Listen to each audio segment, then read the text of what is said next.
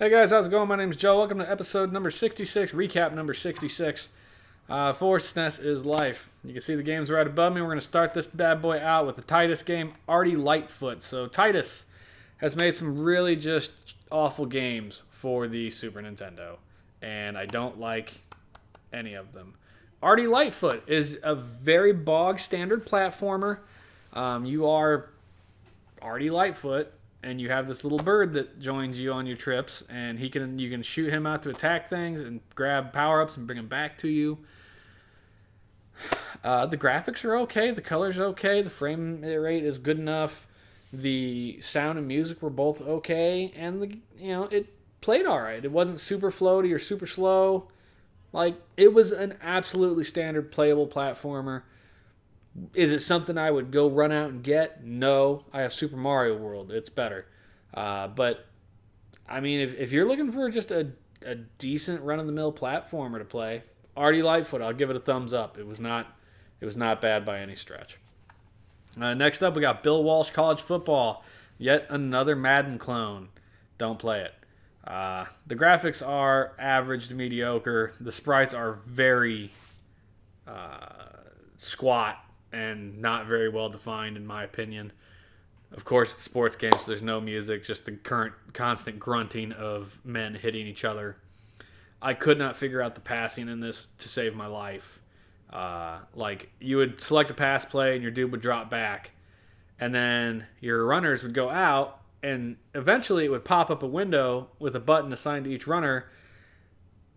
But there were times that I would get the ball and drop back, and that window would not pop up for a solid 5 seconds, which is more than enough time for half of the defensive line to break through and be on your face. And it was really, really irritating, and I just did not care for it. I mean, I'm not a super sports guy anyway, and definitely not Bill Walsh, so pass on that.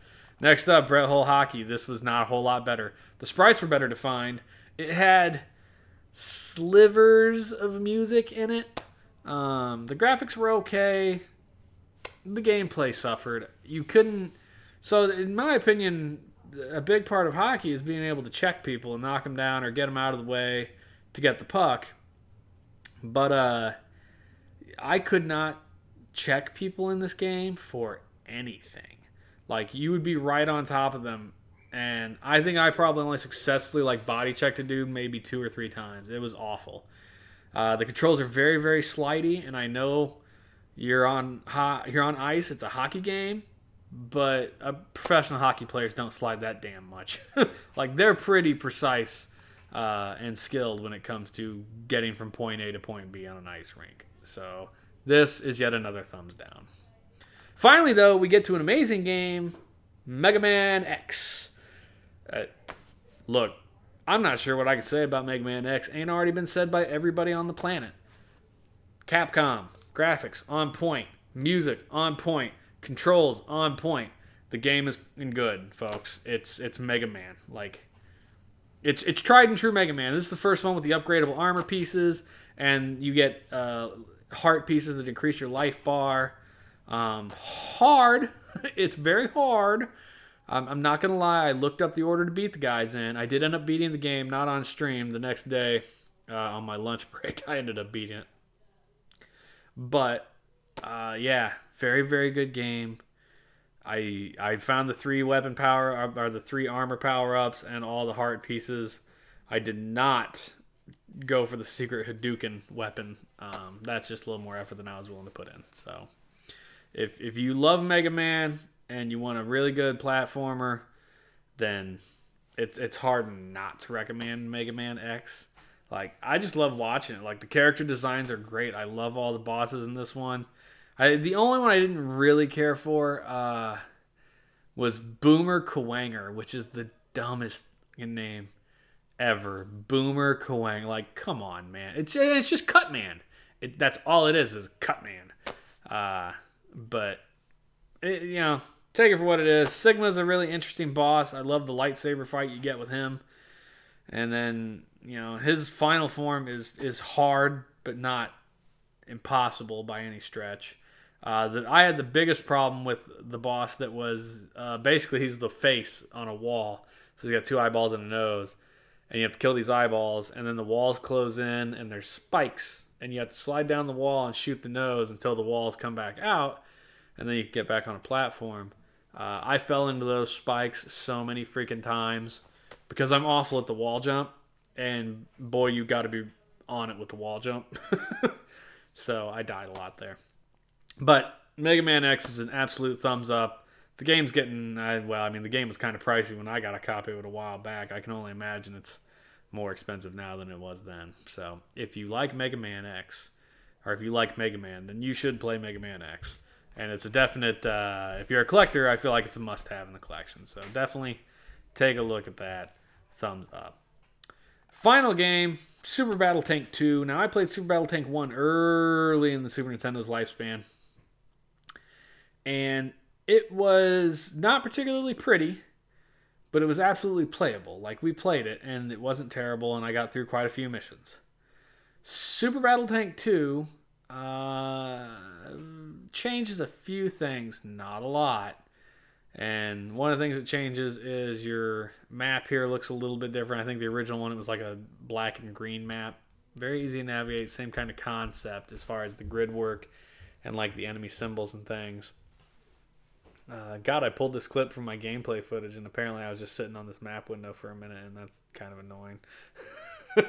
When I get to gameplay, you're going to see that you're inside the turret of the tank, and the controls are pretty much the exact same.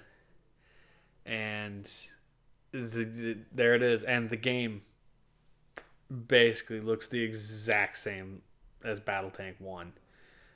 The biggest differences are in this game, when you get to the end of a mission, you'll get attacked by helicopters.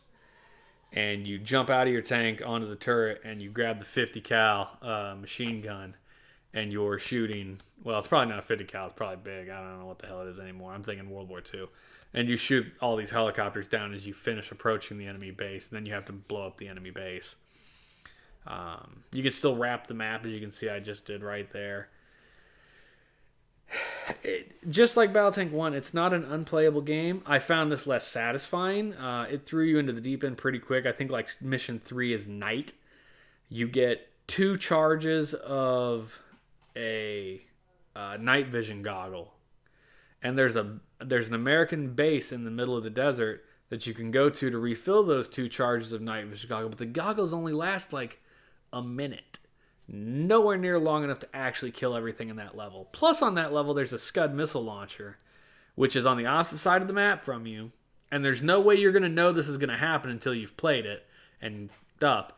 But, you start right next to another Scud launcher. And then there's another one like 1 grid away. And you're like, oh, I'll get those 2 on my way to the third one.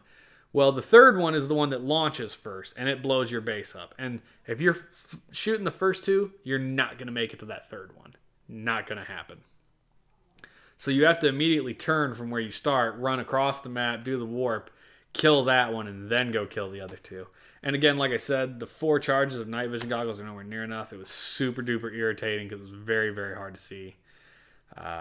So I enjoyed Battletank 1 better. Battletank 2, thumbs down. Don't play it. I mean, if you want to play it, if you want to play a Battletank game, just play the first one. First one's fine. I had no problems with the first game at all. Second one, I just didn't particularly care for that. And the only thing it really adds to the game is those helicopter shooting things, which, again, nowhere near enough to make me want to be like, this one's better than the other. So, thumbs down. So that's it, man. 2 thumbs up. Ardy Lightfoot, which is a push, and then Mega Man X, which is a godsend in this group of 5 games. Let me tell you. Set number 67 is coming up. There's a baseball, a football, a hockey, all 3 sports in there. We got a Mickey Mouse game, which those are generally pretty good. A game called Super Alfred Chicken, which is like a super bog standard platformer from the looks of it. And then Flashback, a cinematic platformer. So, very interested to see Flashback. I know that is a talked about game amongst the cinematic platformer genre because there weren't that many, So we'll definitely see that coming up soon. So thank you everybody who has stuck with me for so long. 340 games now played for the Super Nintendo Entertainment System. And it's just wonderful. And thank you, and I hope you stick with me for another 320 games. Bye, everybody.